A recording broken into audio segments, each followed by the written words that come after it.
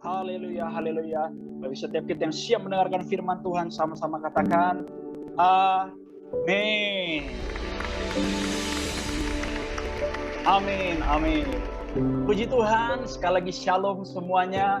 Bapak, Ibu, teman-teman yang dikasih oleh Tuhan, selamat datang kembali di dalam ibadah kita. Dan hari ini saya percaya semua kita datang dengan rasa haus dan lapar.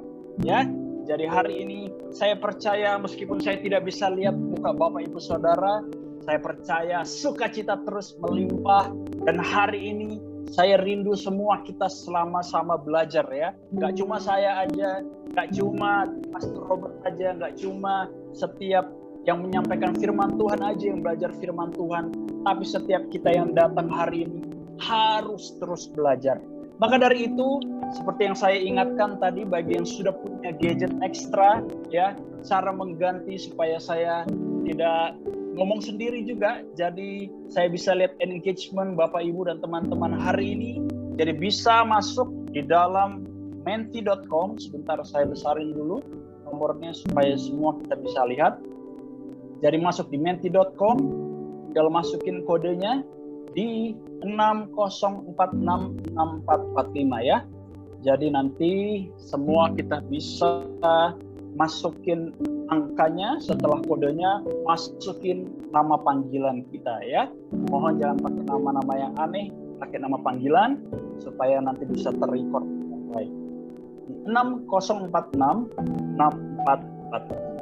Oke, sini saya akan coba masuk juga supaya saya bisa experience apa yang Bapak Ibu juga lihat apabila yang membuka melalui web browser. Oke, 60466445. Oke, saya sudah masukkan kode, sudah connected. Saya akan dapat gambar dan saya bisa masukin nama saya. Masukkan nama panggilan aja boleh ya, nggak usah panjang-panjang, dan klik join quiz. Oke, dan nanti akan tulisan get ready to play. Oke, seperti biasa saya akan kembalikan dulu untuk web browsernya. Oke, dan saya akan refresh. Oke, sudah. Kenapa dia berhenti ya? Oke, ya sudah 12 orang masuk. Mantap, kita hari ini ada berapa ya? Ada 19 orang ya. Semoga masih ada lagi nih yang masuk. Supaya semua kita bisa sama-sama saling berinteraksi. Karena melalui interaksi Bapak, Ibu, Saudara, itu menolong saya juga dalam menyampaikan firman Tuhan. Supaya saya nggak merasa ngomong sendiri. Oke ya. Jadi sudah 12 orang, ada lagi yang mau masuk, silakan. Bisa masuk di menti.com dan masukkan kode 60466445. Seperti biasa, kita akan mulai dengan 3 pertanyaan, dan setelah pertanyaan selesai, nanti setiap kita jangan langsung keluar ya dari web browsernya, bisa lihat presentasinya melalui web browser, karena nanti saya akan berikan kembali beberapa pertanyaan supaya apa yang kita baca, apa yang kita pelajari bisa sama-sama kita refleksikan. Oke, jadi sambil menunggu yang lain, saya akan mulai aja untuk pertanyaannya. Saya make sure dulu, saya masih kelihatan ya. Oke ya, siap. Jadi sudah sempat 13, tadi sudah sempat 4. Oke, udah 14 orang. It's good enough. Saya akan pencet enter dan kita akan jawab pertanyaan. Ya, kita akan review dulu apa sih yang sudah kita pelajari di dalam bulan Juli ini, Bapak Ibu ya. Bulan Juli ini tema kita berbicara tentang karakter ilahi dalam apa? Titik. Ayo, bulan Juli ini kita bicara karakter ilahi dalam apa ya? Masih ingat semuanya? Apakah dalam pelayanan? Apakah dalam pekerjaan? Apakah dalam keluarga? Nah, karena bulan lalu kita udah belajar karakter Tuhan Yesus ya. Jadi bulan ini kita lebih mengerucut lagi dalam hal apa? Oke, ya. Sudah jawab semuanya, thank you. Kita lihat hasilnya. Apakah Bapak, Ibu, teman-teman masih ingat? Yes, ya. Yang benar adalah dalam pekerjaan. Ya, banyak jawab dalam pelayanan. Waduh. Pastor Robert ini kayaknya banyak yang melayani ya di dalam yang menjawab ini ya. Jadi bulan ini kita banyak bicara karakter ilahi dalam pekerjaan kita. Amin. Ya. Karena di sini mostly juga yang profesional, tapi ingat pekerjaan nggak cuma bicara tentang kerja di kantor ya, ada juga sebagai ibu rumah tangga. Pekerjaan juga bisa sebagai student. Pekerjaan pun juga sebagai pelayan adalah pekerjaan Tuhan yang harus dikerjakan. Oke, jadi memang bulan ini kita bicara tentang karakter ilahi dalam pekerjaan. Oke, selanjutnya pertanyaan kedua. Oh, tapi biasanya ada leaderboard dulu ya. Oke, kita lihat sini leaderboardnya. Wow, ya, yang menempatkan nomor 1 adalah Ibu Lia dan Brother Denny. Yang kedua Ibu Lia dan Pak Hendra, ya, disusul oleh Sister Devi dan Marcel. Yesi juga udah benar. Yang lainnya jangan patah semangat ya, bisa dijawab. Selanjutnya, pertanyaan kedua. Oke, pertanyaan kedua adalah saya pencet enter dulu. Dan pertanyaannya adalah, minggu lalu Pastor Robert membagikan tentang titik-titik-titik untuk hidup sukses. Nah, apa nih? Apakah hikmat? Apakah kunci untuk hidup sukses? Apakah rahasia untuk hidup sukses? Nah, bisa dijawab ya. Kira-kira jawabannya apa? Masih ingat nggak ya? Minggu lalu. Karena bagus sekali nih apa yang dibagikan Pastor Robert ya. Pastinya bisa langsung kita terapkan dalam aktivitas kita sehari-hari. Oke, kita lihat jawabannya. Yang benar adalah hikmat. Ya, betul ya. Jadi yang benar adalah minggu lalu Pastor bagikan tentang bagaimana kita berhikmat ya. Punya hikmat untuk hidup sukses di hadapan Tuhan. Kita tahu ya, kita harus mengandalkan Tuhan, pastikan kita jadi garam dan terang. Itulah yang kita bisa pelajari minggu lalu ya. Bagi Bapak Ibu yang belum dengar, bisa nanti cek di website kita untuk mendengar kembali. Oke, dan pertanyaan terakhir, oh ya, leaderboard dulu seperti biasa. Apakah ada perubahan dari leaderboard? Wah, banyak nih ya perubahan ini kayaknya ya, karena Brother Denny salah. Oke, Ibu Lia dan Pak Hendra di nomor naik 1 ya. Dan Brother Marcel nomor 2. Dan dilanjutnya sih ada Denny, Devi, Grace. Tidak bisa. Mantap. Selanjutnya, pertanyaan selanjutnya yang terakhir ya. Ini sangat simpel sekali ya, sangat simpel sekali. Pertanyaannya, apa tema tahunan 2021 di BCP Manila? Ayo, masih pada ingat gak? Apakah tahun ini bicara tentang tahun karakter Allah? Apakah bicara tentang tahun integritas atau bicara tentang tahun dimensi yang baru? Nah, harusnya sih semuanya masih ingat ya. Karena dari awal tahun kita ulang-ulang terus. Kita terus sebutkan ini, mulai dari video Voice of Pentecost ya. Saya pengumuman pun juga masih tetap ya memberikan reminder tahun kita saat ini adalah tahun apa. Oke, kita lihat jawaban yang benar adalah yes, tahun integritas ya. Tahun integritas yang benar. Jadi kita lihat siapakah leaderboardnya yang terakhir yang mencapai nomor 1. Oke, kita akan lihat siapakah pemenangnya. Kita bisa lihat di Zoom ya. Kayaknya kalau di web browser nggak muncul. Wah, yang paling cepat adalah Brother Marcel, tapi tetap ya pemenangnya adalah Ibu Lia dan Pak Hendra. Mantap ya, berarti masih fresh nih ya. Ibu Lia dan Pak Hendra. Ada juga tadi Brother Marcel, yes, semuanya. Semoga dari pertanyaan ini kita terus ya sama-sama di review terus ya. Oke, puji nama Tuhan saudaraku. Jadi hari ini ya, memang minggu ini kita punya satu tema ya, subtema, karena memang tema bulanannya adalah karakter ilahi dalam pekerjaan. Dan memang dalam minggu ini kita mau bicara tentang integritas di dalam pekerjaan. Nah, ini juga berhubungan dengan tema tahunan kita ya. Tadi pagi Pastor Gideon sudah membagikan luar biasa sekali bagaimana cerita dari Yusuf ya. Dia punya integritas sebagai dia dijadikan budak, dia dipenjara, dia tetap pegang integritas dan dikatakan Tuhan menyertai Yusuf. Nah, tapi hari ini saya mau ambil dari sisi negatifnya Bapak Ibu ya. Karena tadi pagi sudah kita belajar banyak hal-hal yang positif. Hari ini saya mau agak ambil dari sisi yang melenceng sedikit ya. tapi tetap juga berkenaan bicara tentang integritas dalam pekerjaan. Jadi saya mau kasih judul hari ini, dari korupsi menjadi pemberi solusi. Wah ya, karena bicara tentang integritas, saya percaya ya, ada waktu-waktunya kita tuh tidak jujur. Ada waktu-waktunya kita itu dalam tanda petik korupsi. Ada waktu-waktunya kita tuh menghambur-hamburkan berkat yang Tuhan berikan. Tapi kita mau belajar saat ini. Kenapa saya bilang dari korupsi menjadi pemberi solusi? Karena kita mau belajar dari satu perikop yang cukup jarang dibawa sama para pengkhotbah, ya, karena ini cukup banyak teka-teki yang Tuhan taruh di dalam satu cerita ini.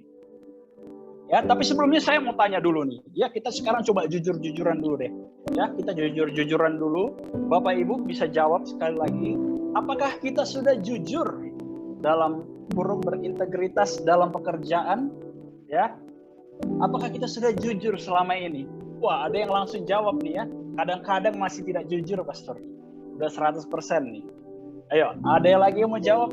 Yang lain silakan jawab ya. Apakah ada yang bilang sudah jujur 100%, Pastor? Ada yang mungkin bilang, waduh Pastor, kayaknya saya selalu tidak jujur. Wah, bahaya nih. Atau mungkin ada juga yang sering tidak jujur. Ya silakan jawab. Jawab sejujur-jujurnya ya. Ini nggak kelihatan ya hasilnya ya Bapak Ibu ya. Ini akan hanya menjadi angka aja. Jadi jangan takut, wah nanti Pastor Gersom tahu nih saya nggak jujur nih setiap saya kerja. Enggak ya. Ini hanya untuk memberikan polling aja ya supaya kita interaktif. Jadi 80% ya kadang-kadang masih tidak jujur. Ada yang 10% ini, ada yang bilang sudah jujur 100%. Haleluya, puji Tuhan ya. Ada juga yang 10% sering tidak jujur. Nah, ini baru 10 orang nih yang jawab. Ya, tadi ada 14 orang, 4-nya lagi mana nih? Bisa jawab ya. Jangan mungkin masih mikir-mikir nih ya, saya kerja selama ini jujur gak ya Pastor? Aduh, ini saya masih bergumul Pastor. Saya bingung, saya ini tidak jujur atau saya mencoba untuk berhikmat ini ya. Tapi saya percaya hari ini kita semua mau belajar ya. Oke. Bentar ya. Ini kayaknya kamera saya juga nutup. Saya agak tutupin aja dulu ya. Oke ya. Jadi apakah kita sudah jujur atau berintegritas dalam pekerjaan? Jadi sudah saya lihat jawabannya. Jadi mostly ternyata kadang-kadang masih nggak jujur ya. Saya percaya ini bukan suatu hal yang mengagetkan, dan saya percaya saya pun yang di gereja ya, yang bekerja di rumah Tuhan pun ada waktu-waktunya kita tidak jujur. Ada waktu-waktu. Maka dari itu kita akan belajar hari ini dari satu perikop yang sangat menarik. Ini bicara tentang karakter ilahi dalam pekerjaan ya. Saya akan tunjukkan juga dalam setiap week. Kemarin kita udah bicara tentang hikmat. Minggu ini kita bicara tentang integritas ya. Minggu depan kita bicara tentang kesehatan keuangan. Dan di minggu keempat kita bicara tentang menabur dalam kebajikan. Ya. Jadi inilah karakter-karakter yang mau kita gali terus. Dan hari ini kita mau lihat ya, ada satu perubahan. Saya selalu memulai khotbah saya bicara tentang perubahan ya, bicara tentang perubahan Saulus menjadi Paulus, bicara tentang perubahan Petrus. Dan hari ini kita akan belajar perubahan dari satu karakter, yaitu seorang bendahara. Nah, saya percaya mungkin bagi kita yang sudah sering baca Alkitab pernah baca perikop ini ya. Mungkin bagi yang belum, nanti sama-sama kita mau belajar. Tapi ini satu perumpamaan yang sangat-sangat tricky. Sangat banyak teka-teki yang Tuhan berikan melalui perumpamaan ini. Ini satu perumpamaan yang cukup nyeleneh. Satu perumpamaan yang cukup bikin kita bertanya-tanya. Maka dari itu, kita mau belajar bagaimana Tuhan mau mengajarkan kita karakter seorang bendahara dalam perumpamaan ini. Dan poin-poin apa saja yang bisa kita pelajari dari perumpamaan ini. Ingat, Tuhan Yesus memberikan perumpamaan bukan hanya sekedar cerita, tapi pasti ada satu intisari yang harus kita ambil dari cerita tersebut, sehingga kita mengerti lebih mudah apa yang Tuhan mau kehendaki dalam kehidupan kita ya. Jadi kita akan buka di Lukas 16 ayat 1 sampai 13, perumpamaan tentang bendahara yang tidak jujur. Nah, ini akan kita baca sama-sama, tapi kita akan baca ayat per ayat ya, supaya seperti nonton film, gak langsung kita cepetin baca semua sampai habis, tapi kita sama-sama yuk, kita mau nikmati storytellingnya, kita mau nikmati plot story-nya ya, supaya kita bisa belajar. Karena kalau hanya sekedar baca kadang-kadang kita nggak dapat. Maka dari itu sama-sama yuk kita baca di ayat pertama yuk. Kita baca ya, dan kita pelan-pelan kita pelajari setiap ayat demi ayat. Mari kita baca sama-sama bagi yang sudah melihat Lukas 16 ayat 1. Dan Yesus berkata kepada murid-muridnya, ada seorang kaya mempunyai seorang bendahara.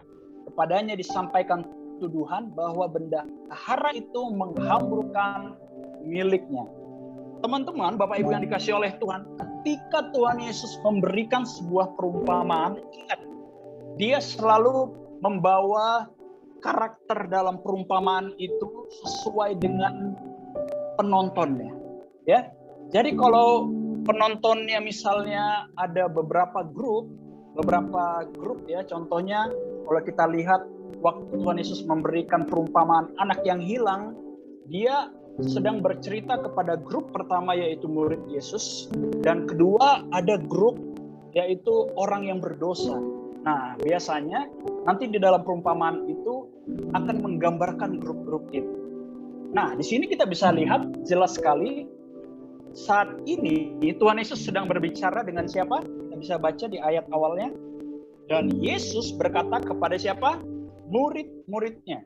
Berarti saat ini Yesus punya audiens yaitu hanya murid-muridnya saja. Ya, berarti di sini ada satu grup.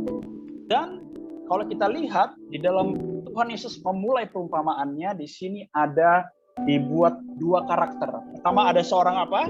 Seorang kaya, dan kedua ada apa? Ada seorang bendahara. Ya, kalau saya lihat di sini, saya akan buka next slide. Ada dua karakter. Pertama adalah orang yang sangat kaya, ya, yang nanti dikatakan dia sebagai tuan. Yang kedua adalah bendahara. Jadi ada dua karakter ini. Dan pastinya kita sudah tahu ya, bendahara ini menggambarkan siapa, dan orang kaya ini menggambarkan siapa. Nah, kita juga lihat di sini bahwa ada satu problem yang Tuhan Yesus kasih. Dan Tuhan Yesus kasih adalah ternyata dikatakan bendahara ini apa? Menghamburkan. Katakan menghamburkan harta miliknya. Nya ini siapa? Nyanya adalah tuannya. Dia menghamburkan, bahasa Inggrisnya dikatakan waste. Ya, dia buang-buang itu harta tuannya. Atau dikatakan dia korup. Kenapa korup? Karena itu bukan miliknya dia, tapi dia hamburkan. Nah, jadi saat ini selain kita sudah tahu bahwa orang yang sangat kaya ini pastinya Tuhan maksudkan adalah Tuhan Yesus sendiri dan bendahara ini adalah murid-muridnya. Jangan lupa gambarkan saat ini kita yang mana. Ya, kalau kita baca Alkitab itu gambarkan diri kita yang mana. Ya, apakah kita saat ini jadi orang yang sangat kaya, ataukah saat ini kita menjadi bendahara? Kita harus sadar dulu Bapak Ibu Saudara, saat ini semua kita adalah bendahara. Amin. Ya, bagi setiap kita yang percaya, sama-sama katakan amin.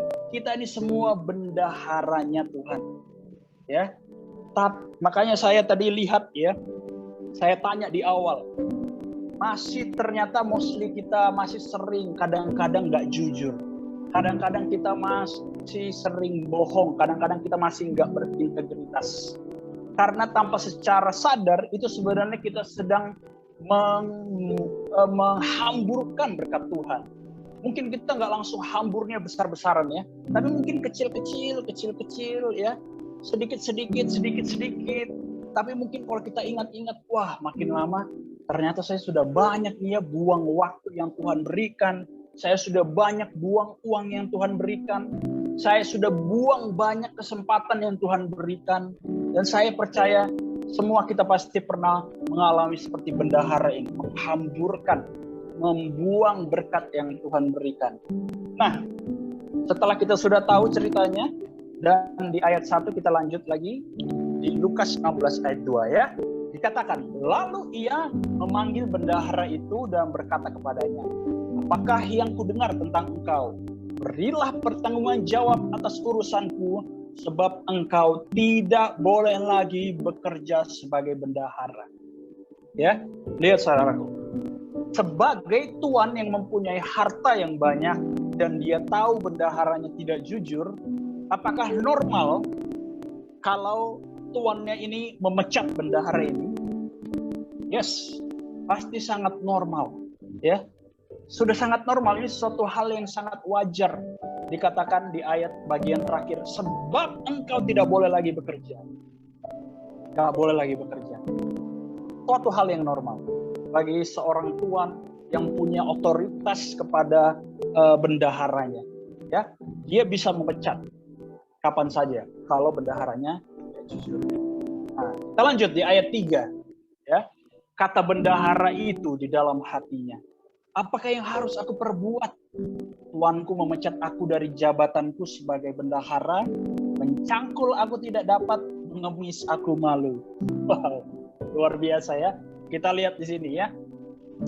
Ya, kita di sini ada satu karakter yang harus kita pelajari dari seorang bendahara ini. Lihat ya. Katakan, apalagi yang harus aku perbuat? Ya, tuanku memecat aku, dia sampai tahu, mencangkul pun aku nggak bisa, mengemis pun aku malu. Apa karakter yang mau kita pelajari saat ini dari bendahara ini, Bapak, Ibu, dan teman-teman yang dikasih oleh Tuhan?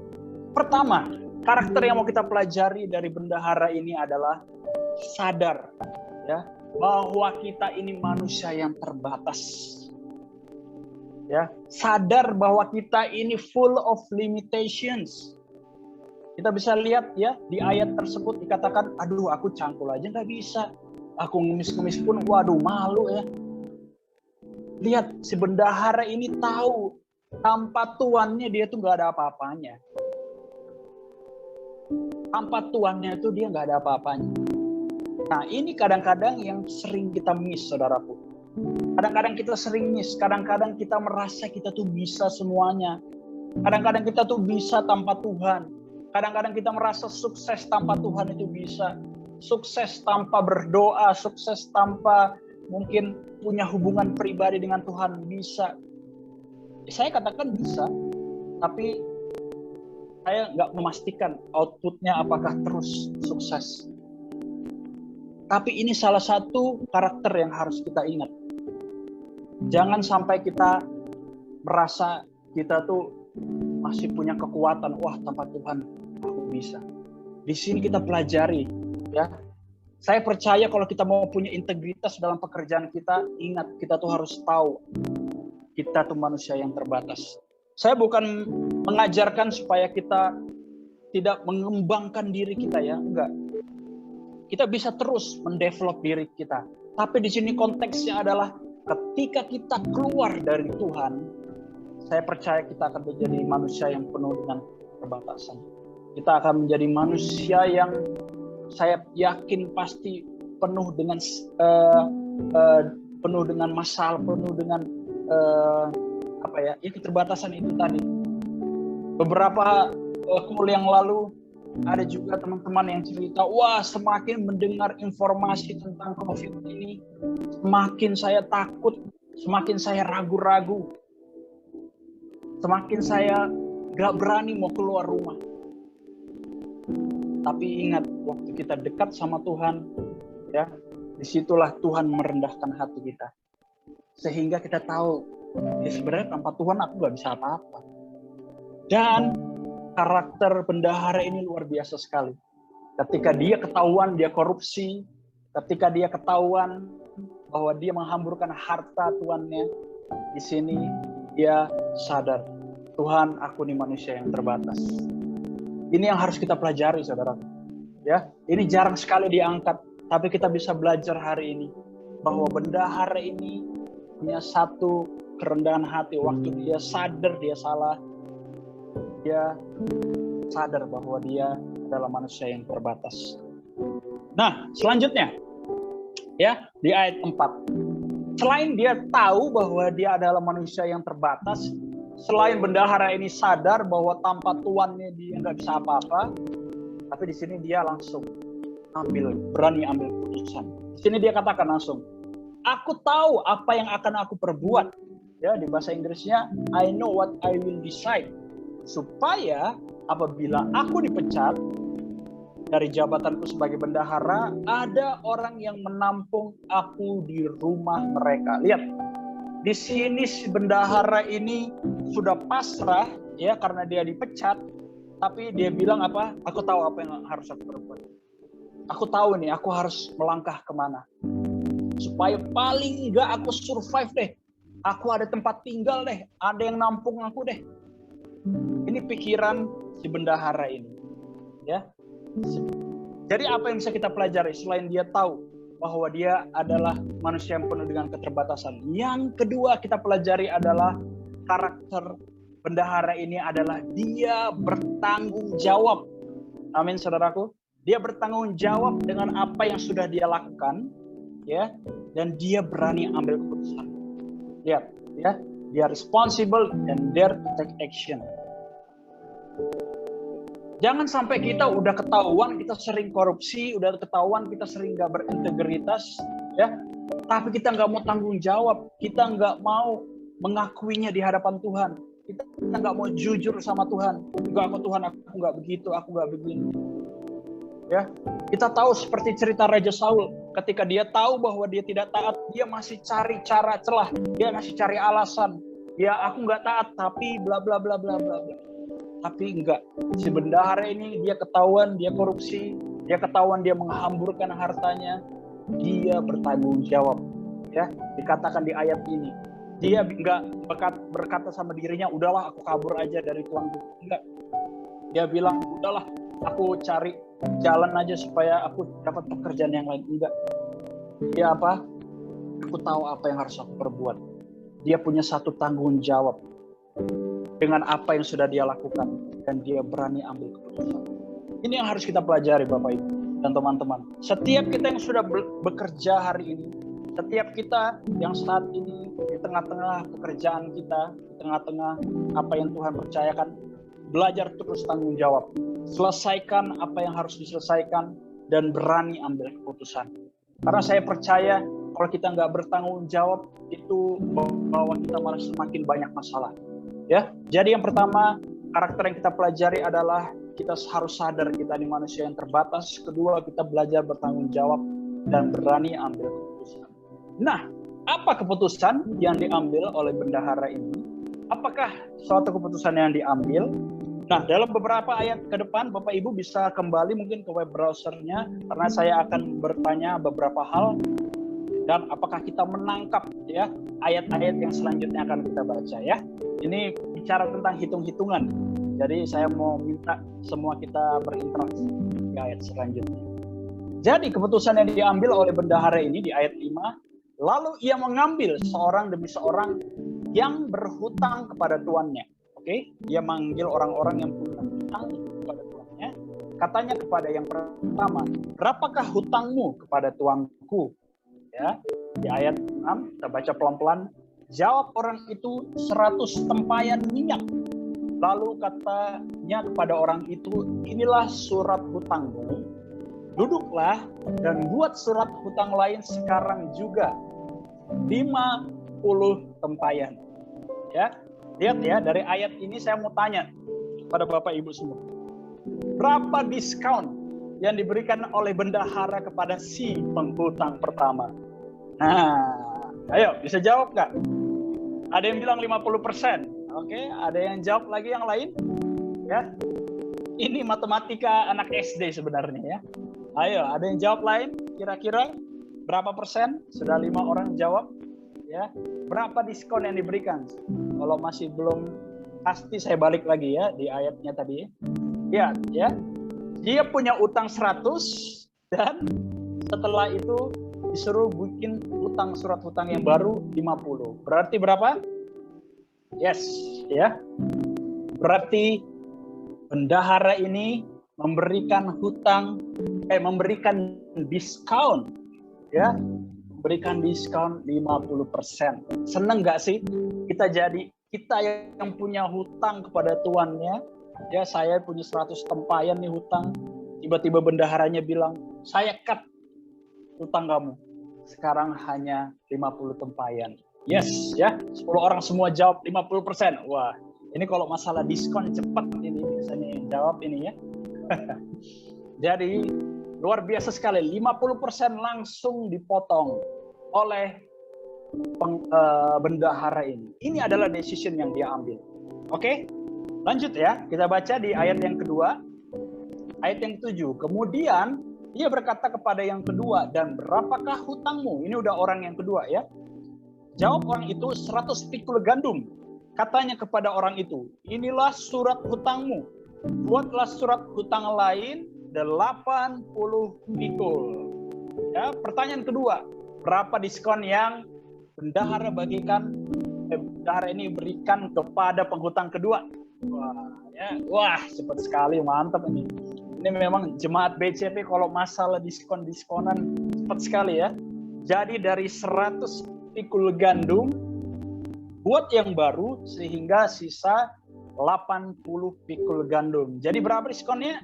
Langsung semua jawab 20% ya. 20%. Semua jawab langsung 20%. Mantap. Oke, lihat. Pertama 50%, kedua 20%. Ingat ya, ini adalah keputusan yang diambil oleh bendahara karena kesalahannya dia. Ya. Jadi kalau kita summary-kan sedikit, thank you semuanya yang udah jawab. Ya, jadi dari ayat 5 sampai 7, bendahara ini memutuskan untuk yang pertama memberi diskon hutang 50% kepada penghutang pertama. Yang kedua memberi diskon hutang 20% pada penghutang kedua. Yang ketiga, ya, di sini saya kasih dengan kondisi pasrah karena dia tahu tidak akan punya pekerjaan lagi dan setidaknya dia bisa menumpang. Jadi kalau dia memberikan hal yang baik ini kepada penghutang pertama dan kedua, paling enggak mungkin dia bisa numpang di rumah mereka ya, karena dia sudah baik. Jadi apakah kita setuju semuanya? Ya, saya yakin semua setuju karena jawaban kita semua sama. Jadi dari ayat 5 sampai 7 ini kita lihat bahwa dia memberikan diskon kepada hutangnya. Nah, coba kita pakai logika Bapak Ibu dan teman-teman. Kita pakai logika. Kita sebagai bendahara, ya, kita tahu ada orang yang berhutang kepada Tuhan kita. Kita tahu bahwa ada orang-orang yang berhutang kepada bos kita. Habis itu kita ambil keputusan untuk motong-motongin hutang mereka. Jadi satu pertanyaan lagi yang saya mau tanya. Secara logika, ya, secara logika, apakah keputusan bendahara ini merugikan tuannya atau menguntungkan tuannya? Coba, ya, bawa diri kita seperti bendahara ini. Wah, ada yang bilang rugi, ada yang bilang menguntungkan. Ya. Udah 3 orang sekarang bilang merugikan ya. Ayo. Ini menarik Bapak Ibu ya. Kalau kita baca pelan-pelan, pasti ada beberapa logika yang nggak nyambung. Oke? Ayo, secara logika, saya jadi bendahara, saya udah habisin saya buang-buang tuh harta bos saya. Habis itu saya mau dipecat dan sekarang saya malah cari orang yang punya hutang dengan bos saya, malah saya potong semua hutang mereka. Ya. Secara logika dulu nih, ya. Secara logika. Oke. Jadi 8 orang nih sudah jawab ya bahwa hal tersebut malah merugikan tuannya. Ya. Ada 1 yang bilang menguntungkan. Dan ini baru 9 orang yang jawab ya. Tadi sempat 14 orang, sisanya kayaknya masih mikir-mikir. Menguntungkan, rugi, saya bingung juga nih Pastor ya. Dan saya juga jawab, saudaraku ya. Saya pun juga kalau secara logika ya, sebenarnya ini malah merugikan tuannya. Ya, merugikan tuannya. Ingat pertama, harta tuannya sudah dia habiskan. Yang kedua, ada orang-orang yang berhutang sama Tuhan. Ya. Dia di sini bukannya dia ambil keputusan untuk dia tagih atau malah dia tambah, kamu kelamaan hutangnya, saya tambah dari 100 jadi 200 tempayan. Supaya mungkin secara logika jadi nambah hartanya tuannya ya. Tapi malah dia potong diskonnya. Malah dia potong hutangnya, malah dia diberikan diskon. Nah, mungkin secara logika Bapak Ibu, teman-teman, kita baca dari perumpamaan ini malah membuat mungkin tuannya makin marah. Membuat tuannya makin, oh mana harta saya kok malah jadi makin hilang? Malah kamu enak aja main potong-potong. Ya, tapi kalau kita baca, Bapak Ibu ya, kita baca di ayat selanjutnya, di ayat 8. Bagaimana respon dari tuannya? Dikatakan, lalu tuan itu apa? Memuji bendahara yang tidak jujur, karena ia telah bertindak dengan cerdik. Lihat ya, tadi semua kita yakin bahwa semua kita saya balik dulu ya, bahwa banyak kita bilang bahwa ini merugikan tuan. Tapi selanjutnya kita lihat, loh kok malah tuannya malah memuji, ya, malah memuji. Nah inilah kenapa Tuhan itu suka memberikan perumpamaan, ya, karena kita tahu melalui perumpamaan ini kita bisa lihat seberapa besar kasihnya Tuhan. Amin saudaraku, seberapa besar kasihnya Tuhan bersama kita. Ya, karena memang kalau secara logika tadi saya bawa logika kita bahwa tuannya ini seperti hartanya berkurang, ya. Tapi sebenarnya kita tahu bahwa Tuhan, ya, yang sebagai Tuhan kita, hartanya itu nggak bisa dihitung dengan logika kita, ya. Seberapa banyak mungkin berkat yang sudah kita buang mungkin selama ini, seberapa banyak ya hal-hal yang mungkin sudah kita waste, berkat-berkatnya Tuhan. Itu bukan berarti saat ini Tuhan saat ini lagi kehabisan berkat, tidak, ya. Tapi kenapa di sini Tuhan dalam perumpamaan ini tuannya malah memuji bendahara ini? Nah inilah ya pesan yang mau kita dapat, apa yang mau kita pelajari. Di ayat selanjutnya ada satu quote yang luar biasa, dikatakan Tuhan apa? Sebab anak-anak dunia ini lebih cerdik terhadap sesamanya daripada anak-anak terang. Maksudnya apa? Jadi Bapak Ibu yang dikasih oleh Tuhan, dikatakan sebab anak-anak dunia, ya. Tuhan Yesus menggambarkan bahwa bendahara ini adalah sebagai anak-anak dunia, anak-anak yang masih belum bertobat. Tapi bisa dia gambarkan bahwa anak-anak dunia aja, ya, anak-anak yang belum bertobat aja, dalam perumpamaan ini dia bisa punya berpikir untuk menolong orang lain, ya. Dia bisa berpikir untuk meringankan beban orang lain sebelum dia dipecat. Jadi kita pun juga harus belajar, ya. Kita pun harus belajar dari perumpamaan tadi. Bahwa mungkin selama ini saya percaya semua kita di sini anak-anak terang. Ya, kita semua di sini anak-anak terang, tapi kita juga harus belajar dalam kita mengelola, ya, mengelola apa yang ada di dunia ini, seperti uang, seperti berkat yang Tuhan percayakan melalui uang. Karena kita tahu bahwa mamon atau uang ini adalah hal yang hanya ada di dunia. Setelah kita tinggalkan dunia, kita nggak bawa mamon. Kita harus cerdik, ya, kita harus tahu bagaimana memakainya. Dan selanjutnya Tuhan Yesus menguatkan quotes-nya, ya. Dari quotes ini dikatakan, dan aku berkata kepadamu, ikatlah persahabatan dengan mempergunakan mamon yang tidak jujur, ya, supaya jika mamon itu tidak dapat menolong lagi, kamu diterima dalam kemah abadi. Ini maksudnya apa, Pastor? Kok tiba-tiba Tuhan Yesus bawa kita untuk mengikat persahabatan dengan mamon, ya? Ingat, ini maksudnya adalah Tuhan itu mau kita, ya, pakai. Di sini mamon ini bicara tentang uang, ya. Uang ini bisa membuat kita tidak jujur, tapi ingat, kita itu harus bisa pakai ini untuk apa? Untuk menolong orang lain. Amin, saudaraku. Ya, memang kita bisa menolong orang lain dengan doa. Kita bisa menolong orang lain dengan memberikan perhatian. Kita bisa menolong orang lain dengan hal-hal yang lain. Tapi jangan lupa, ya, dengan mamon, uang yang tidak jujur pun ini bisa kita pakai untuk menolong orang lain. Dan saya percaya itu menjadi satu hal yang harus kita ingat, harus kita pelajari.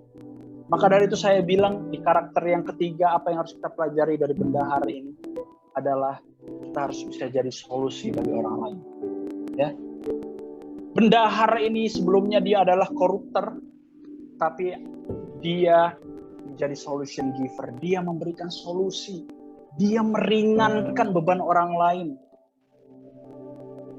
Ini yang kadang-kadang membuat yang kadang-kadang suka lupa sebagai anak-anak Tuhan.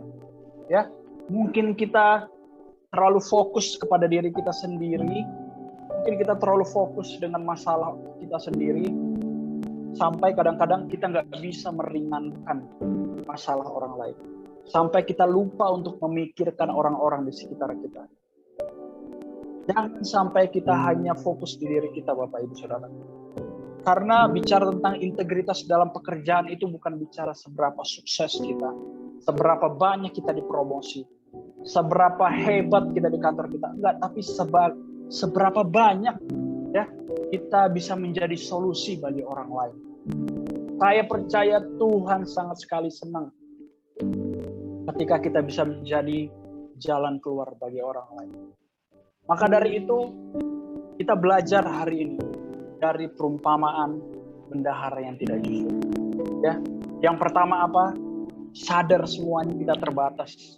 Kita nggak bisa menerima semua informasi terus-menerus sampai akhirnya kita menjadi pribadi yang takut. Enggak. Kita harus tahu kita nih manusia yang terbatas. Apalagi kalau kita keluar dari Tuhan. Apalagi kalau kita jauh dari Tuhan. Dan kita ingat harus bertanggung jawab dan berani ambil keputusan. Saya yakin semua kita di sini, saya pun sebagai hamba Tuhan pasti ada waktu-waktunya melakukan kesalahan. Ada waktu-waktunya tidak berintegritas. Ada waktu-waktunya tidak jujur. Tapi harus bertanggung jawab. Harus berani ambil keputusan. Dan ingat, jangan fokus kepada diri kita. Tuhan senang kalau kita bisa jadi solusi bagi orang lain. Tuhan senang kalau kita bisa menjadi jalan keluar bagi orang lain. Karena banyak anak-anak Tuhan saat ini ketika dia jatuh dalam dosa, ya, dia merasa pastor saya mah belum bisa jadi solusi bagi orang lain. Saya aja masih banyak masalah, saya aja masih begini, saya aja masih begitu. No. Kita belajar dari perumpamaan ini. Ya. Meskipun bendahara ini sudah hampir dipecat, tapi dia bisa lihat di akhirnya Tuhan yang memuji bendahara ini. Siapa di sini yang nggak mau dipuji sama pencipta kita? Kenapa dia dipuji? Karena dia menjadi solusi bagi orang lain. Ya, mungkin secara logika ya, karena logika manusia itu juga sangat-sangat terbatas. Mungkin secara logika tadi kita lihat dia malah semakin merugikan Tuhannya. Enggak, Tuhan itu nggak nyari yang namanya berkat Tuhan itu nggak akan pernah habis. Harta Tuhan itu nggak akan pernah habis. Ya. Tapi saat ini pertanyaannya, maukah kita jadi solusi bagi orang lain? Amin, saudaraku.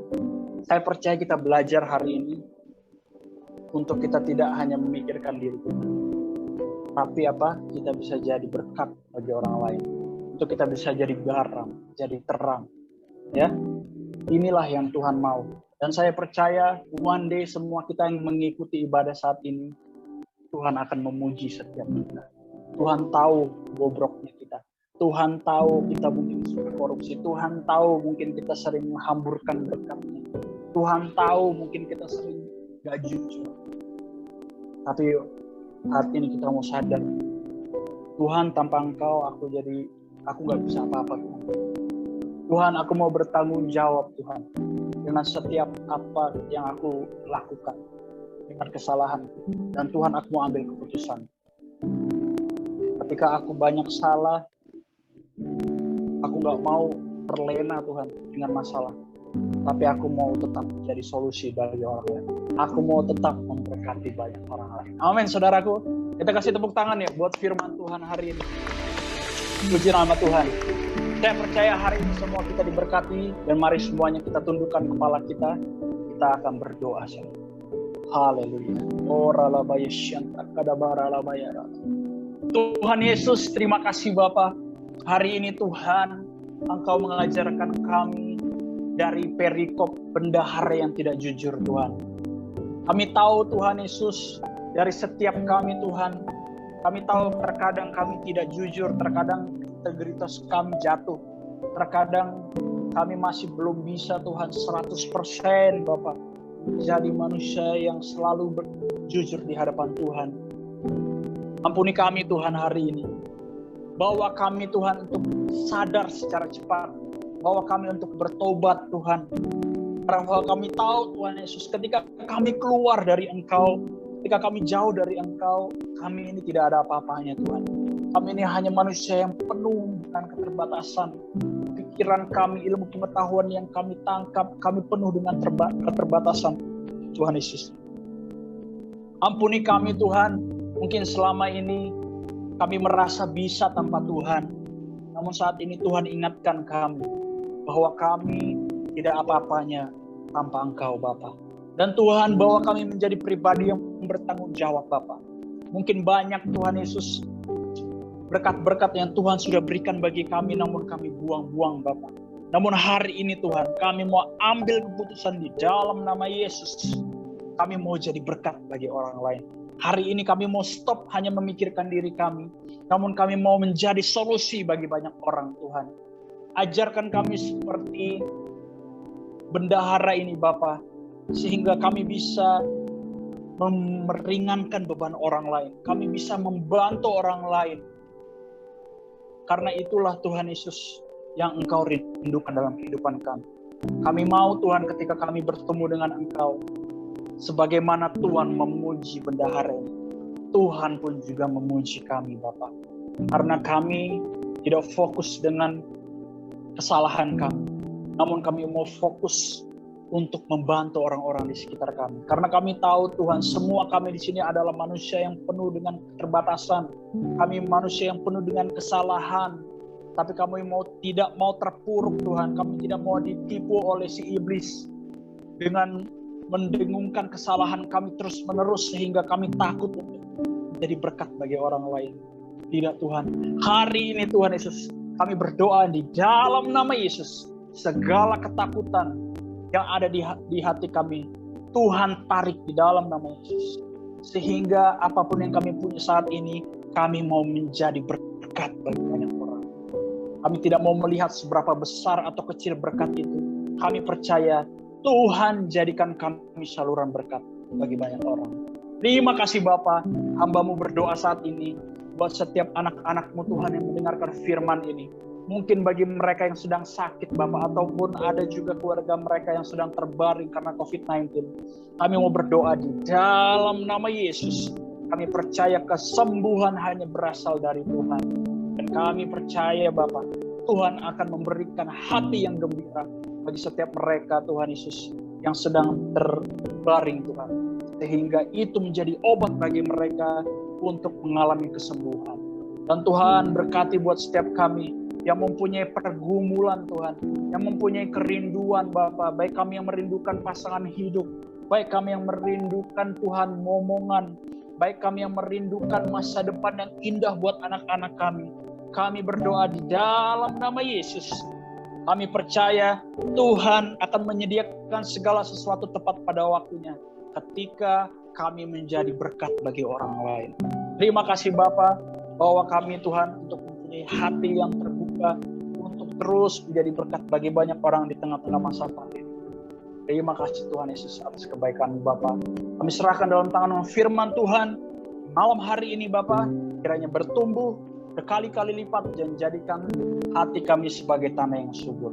Inilah doa dan ucapan syukur kami Bapa, hanya kami alaskan di dalam nama Yesus. Bagi setiap kita yang sudah menerima firman Tuhan, sama-sama kita katakan, Amin.